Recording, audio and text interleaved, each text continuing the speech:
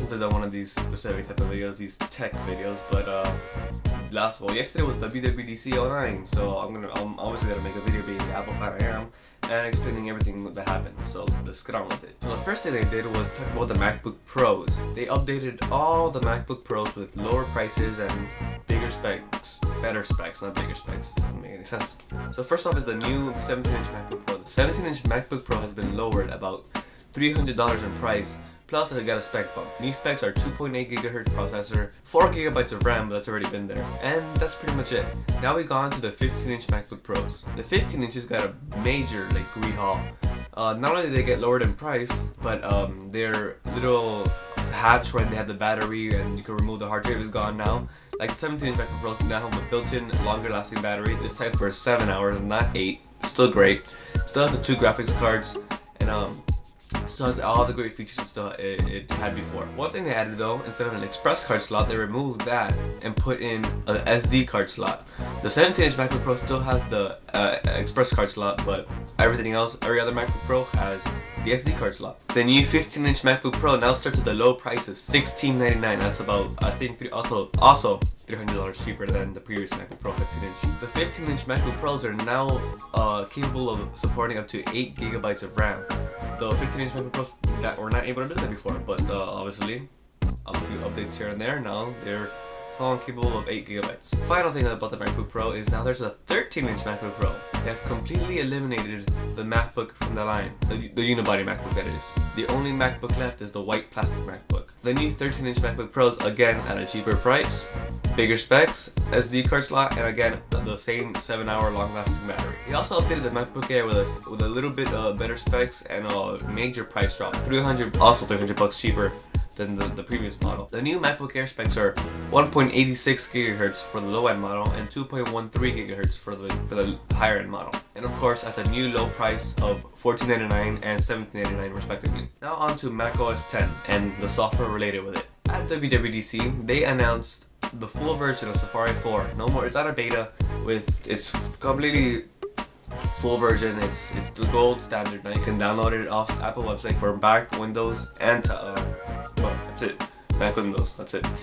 So go ahead to go download it. I'll be making a whole overview video on that separately. We also got a sneak peek at the next operating system, Mac OS 10 Snow Leopard version 10.6. Now a whole bunch of these things are already new, like scrolling inside your stacks. That's pretty cool. Drilling into folders inside your stacks, and of course things like Grand Central and a whole bunch of other cool stuff that to make your computing experience a lot more powerful and faster and better.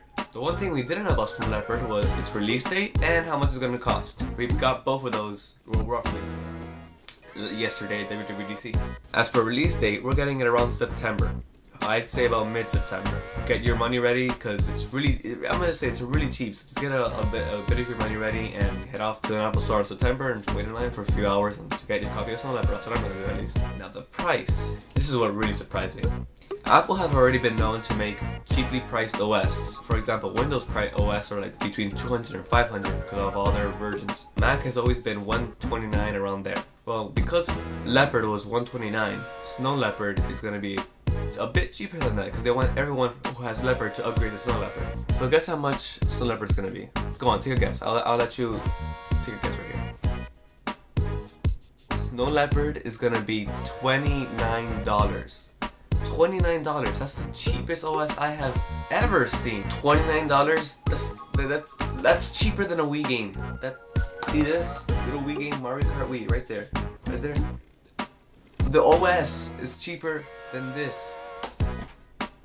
That's incredible. They also finally showed a demo of QuickTime 10, which, by the way, is kind of weird naming to me because right now we're in QuickTime version 7, and in September we're just skipping off to QuickTime 10. I don't get it.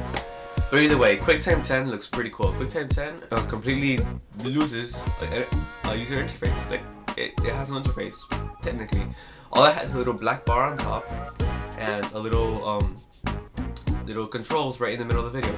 And as soon as you move off screen, off your video, the black bar and the controls disappear. So all you have is your video playing on your desktop, which is pretty cool. You have nothing around it to clutter it or to give you any distractions. So I thought that was pretty cool. QuickTime 10 is going to ship with Snow Leopard, as with Safari 4, but I told you I was going to do a video on that.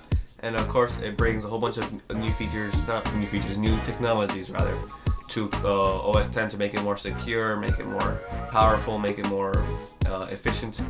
So I'm definitely gonna buy 100% open game. Well guys, that's pretty much it for the Mac and OS 10 part of WWDC. Part 2 is gonna be my iPhone OS and iPhone version of WWDC, and it's probably a few of you already saw from the news. There's some big news on that area, so yeah, stick in for part 2. Part 2 will be linked here somewhere, one of these two. I'm pretty sure it will be this one over here. Alright, so see ya in part 2.